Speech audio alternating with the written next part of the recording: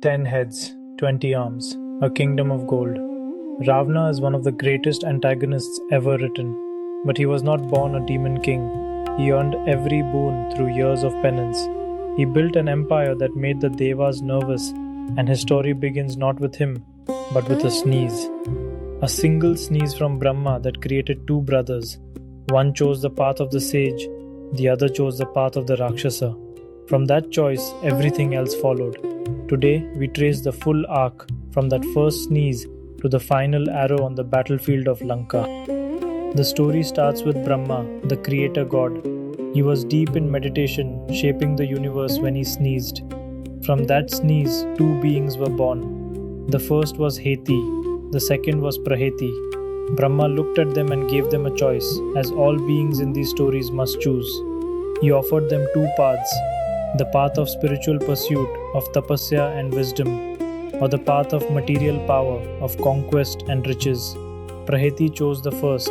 He became a sage, retreating into forests and silence. Heti chose the second. He embraced the life of a Rakshasa, a being of strength, hunger, and ambition.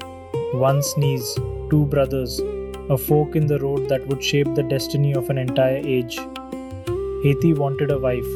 He found Bhaya, whose name means fear. She was fitting for a Rakshasa queen. Together they had a son, Vidyut Kesha, the lightning-haired one. Vidyut Kesha married a woman named Salaka Tankata, and they had a son named Sukesha. Now Sukesha was different. He did not want to simply devour and destroy. He sought Shiva. Shiva, pleased with his devotion, gave him a boon, a long life, a flying city, and great prosperity. Sukesha used these gifts wisely. He had three sons of his own, Malyavan, Sumali, and Mali. And these three brothers would build something the world had never seen. Malyavan, Sumali, and Mali were ambitious.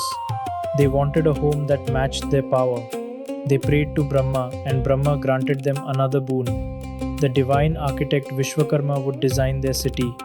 It rose on an island in the southern sea with towers of gold and streets paved with gems. They named it Lanka. For a time, the brothers ruled it as a triad: Malyavan the advisor, Sumali the warrior, Mali the king. They were strong and they were hungry. Their hunger led them into a war with the Devas. Mali challenged Vishnu himself and was slain. Malyavan and Sumali fled with their people into the underworld, Rastala, the realm below the earth. Lanka stood empty. The gods gave the city to Kubera, the lord of wealth, who was also a son of Vishrava, a great sage. Lanka became a city of yakshas, of prosperity and order. But the sons of Sumali had not forgotten their ancestral home, and one woman would set in motion the chain of events that would bring them back. Sumali had a daughter named Kaikesi. She was beautiful, ambitious, and she watched her people live in the shadows while Kubera sat on her family's golden throne. She decided to change that. She went to the sage Vishrava, Kubera's own father, and asked him to marry her. Vishrava, though a sage, was moved by her determination. He agreed. Their union produced 4 children. The first was a boy with 10 heads and 20 arms. They named him Ravana, the one who roars. The second was a giant who would sleep for 6 months at a time, Kumbhakarna. The third was a daughter who would later play her own cruel role, Surpanakha. And the fourth was a boy with the face of a Rakshasa but the heart of a sage, Vibhishana. 4 siblings, 4 fates, each pulling in a different direction. Ravana was not born all-powerful. He earned his strength. He went into the forest and began a penance so intense that the gods themselves grew uneasy. He meditated for thousands of years. At one point, he began cutting off his own heads, one by one, as an offering to Brahma. 9 heads he removed. As the 10th head was about to fall, Brahma finally appeared. "Ask for anything," Brahma said. Ravana asked for invincibility, immunity from death at the hands of gods, demons, spirits, and celestial beings. Brahma granted it. But Ravana did not bother to mention humans or animals. He considered them beneath his notice. That single oversight would become the crack in his armor. Brahma also restored his heads, gave him immense knowledge of the Vedas, and mastery over all weapons. Ravana rose from the forest not just as a Rakshasa prince, but as a force that could shake the three worlds. With his boon secured, Ravana turned towards Lanka. He sent a message to his half-brother Kubera, leave the city or face him in battle. Kubera was no coward, but he was also no fool. He knew the extent of Ravana's newfound power. He surrendered Lanka peacefully and retreated to the Himalayas, where he became the lord of the northern treasures. Ravana entered the Golden City not as an invader, but as a king reclaiming his ancestral home. Under his rule, Lanka flourished. It became a center of art, wealth, and military might. Ravana himself was a scholar, a devotee of Shiva, a master of the Veena, but power has a way of curdling. Over time, Ravana's confidence turned into arrogance, his ambition turned into cruelty. He began harassing the Devas, conquering kingdoms, and treating the world as his plaything. And then came Sita. Ravana's undoing began not with a great army, but with a single act of abduction. He took Sita, the wife of Rama, from the forest of Panchavati. Rama and his brother Lakshmana pursued. They allied with Sugriva and the Vanara army. Hanuman crossed the ocean, found Sita in the Ashoka grove, and delivered Rama's message. Ravana's court advised him to return Sita and avoid destruction. His brother Vibhishana begged him. His wife Mandodari pleaded. Ravana refused. The war that followed lasted days. Lanka burned. Kumbhakarna woke from his 6-month sleep and fell. Indrajit, Ravana's beloved son, fought with devastating sorcery and was slain.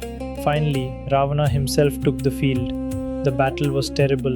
Rama fired arrow after arrow, but each time a head was severed, another grew back. The secret, revealed by Vibhishana, was to strike at the navel, the source of Ravana's Amrit, his essence of life. Rama aimed his arrow, the one blessed by the gods, and released it.